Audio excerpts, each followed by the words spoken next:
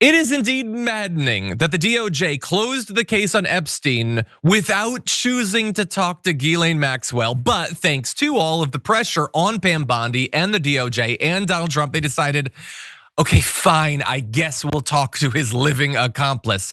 And so they did. And apparently she's not holding back, which is good. Her lawyer, David Marcus, spoke about the first meeting they had. And there was another meeting earlier today saying Ms. Maxwell answered every single question. She never stopped. She never invoked a privilege. She never declined to answer. She answered all the questions truthfully, honestly, which I guess is different than truthfully, and to the best of her ability. So that's good news. We don't know if it's true, but at the very least, evidently, she didn't take the fifth, which is something and can't be said about Epstein himself. So good news there. Todd Blanche is the rep, former personal lawyer of Donald Trump, the rep for the DOJ who spoke to Maxwell, said today, I met with Maxwell and I will continue my interview of her tomorrow. The Department of Justice will share additional information about what we learned at the appropriate time. And probably depending on what the actual information was and who it concerns. Maybe never, which is the criticism I had of this from the very beginning.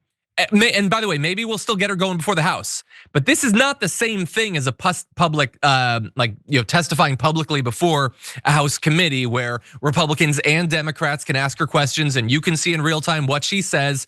You may never hear anything about what Todd Blanche heard from her, or you may hear select excerpts. And by the way, even the subpoena that the House provided to her is, again, it's not for public testimony. They're gonna go down and they're gonna talk to her. Are any Democrats even going to be allowed there? I haven't seen any evidence of that yet. And so all of this seems designed to feel like they're giving us something, and yet in the most controlled and controllable fashion. So I am worried about that. Now, it is interesting that there are reports that she left the meeting with the DOJ with a strange box. I don't know what that's about, but we're gonna run through some interesting components of this. And Donald Trump is gonna pop up back in the story again because he was asked, I think, the critical question about Ghislaine Maxwell, and he gave a really bad answer. But first, let's jump to Todd Blanche being involved in the whole Maxwell thing. I can't overstate it, Brianna. It's as if the #2 executive at CNN was conducting this interview with me instead of you. Like, what? It never happens.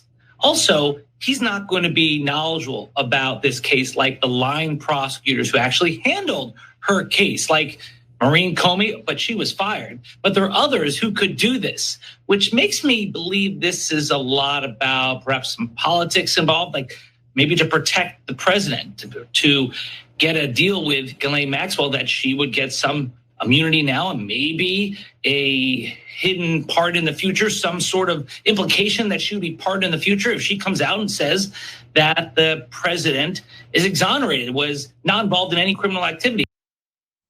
And I think that brings up the fear that everyone has, that this involves a pardon. Now, I don't know to what extent pardons can be hidden. I assumed they had to be public, but that guy is not just some random joker.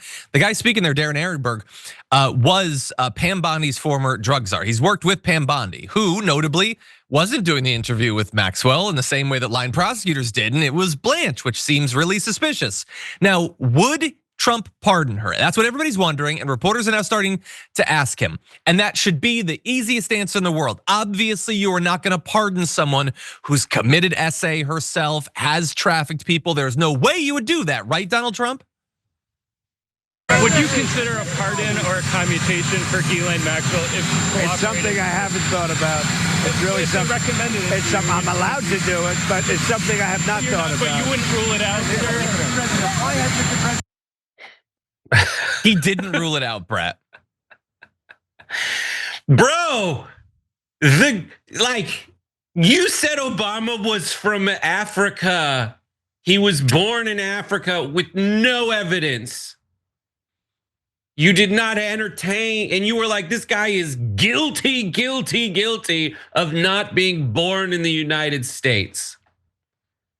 This woman has been convicted of aiding and abetting, or whatever the charge was, child sex trafficking.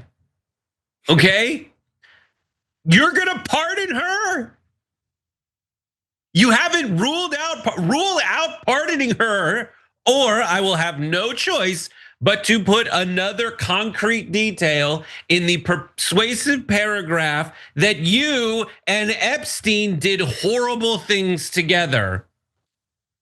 A picture's worth 1,000 words. I have millions of words in that paragraph already of you and Epstein hanging out.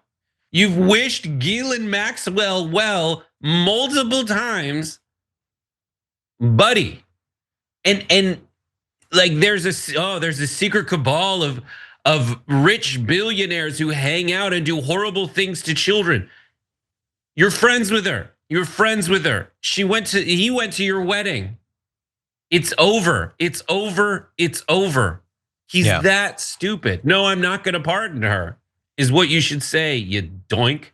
It's the simplest thing in the world. There is no, what is the alternative of reason that you would, other than I don't want to talk about me.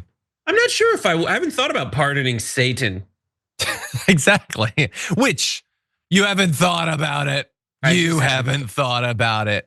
Ridiculous. And like for the MAGA people out there, if you have the physical capability of understanding a cover up, then you already know that Donald Trump is engaged in a clownish cover up. I'm not saying this is the biggest cover up, because I'm not saying this is the most substantive thing ever, but this is the most obvious cover up that we've ever experienced as a country. And what do you know? An administration that's incompetent in every other way is also incompetent in managing cover ups. But if he pardons her, and again, like there's no reason why you would be surprised by anything Donald Trump does in pursuit of this cover up. But that does not mean you don't get to experience surprise or get to experience learning and growth, because you do. Not about Trump, you already know that he's guilty.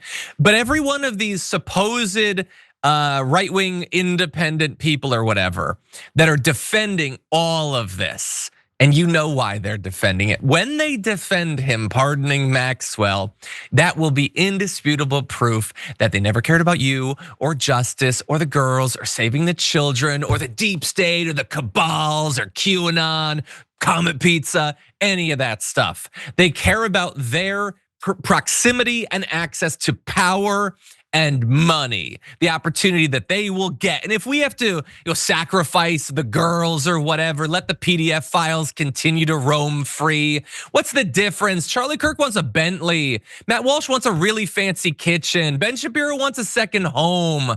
That's all it's ever been about. And you're gonna watch it in real time. Any final thought? As this is happening, as he does worse and worse stuff, specifically with Epstein, you'll see the same dynamic that you've seen so far, which is this, and it relates to a video we watched on Happy Half Hour. There's a video on Happy Half Hour where there's a bunch of ducklings on a pier way high above the water.